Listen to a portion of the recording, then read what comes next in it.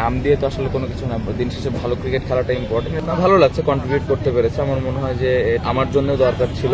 6 ম্যাচে 5 জয়, প্রথম ম্যাচে হারের পর টানা 5 জয়। আবাহনী কি এই কারণেই আবাহনী কিনা?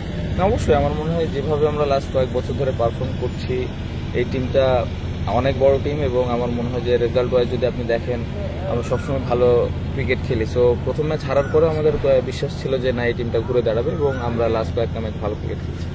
আপনি রান পাচ্ছিলেন না এবং গুরুত্বপূর্ণ ম্যাচে সেঞ্চুরি করলেন, নিজেকে কতখানি মোটিভেটেড লাগছে এখন? না, ভালো লাগছে, কন্ট্রিবিউট করতে পেরেছে। আমার মনে হয় যে এটা আমার জন্য দরকার ছিল। সো আজকে দলের হয়ে কন্ট্রিবিউট করতে পেরেছি, সব থেকে ভালো লাগার জায়গাটা এটাই। আর একটা ব্যাপার, 5-6 রাউন্ড চলছে ডিপিএল এর, কিন্তু ওইভাবে সিলেক্টরদের ডিপিএলটায় দেখতে দেখা যায়নি। সাধারণত যেটা আমরা দেখতাম যে সিলেক্টররা ম্যাচ দেখতে আসেন প্রতি মৌসুমে, এবার এখন আমরা দেখিনি।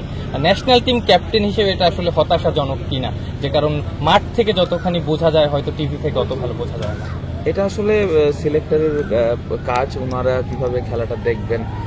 আমি বিশ্বাস করি যে তারা ক্লোজলি খেলাটা দেখছেন।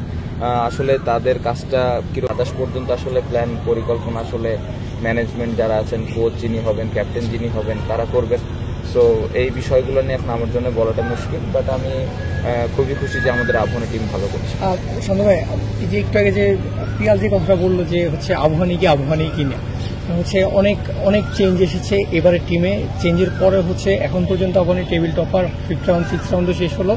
তো বিষয়টা কি আবাহনী নামের কারণেই কি প্লেয়াররা একটা বেশি বাড়তি মোটিভেশন পায় কিনা মাঠে নামার আগে? না, অবশ্যই এই ধরনের টিমে খেলা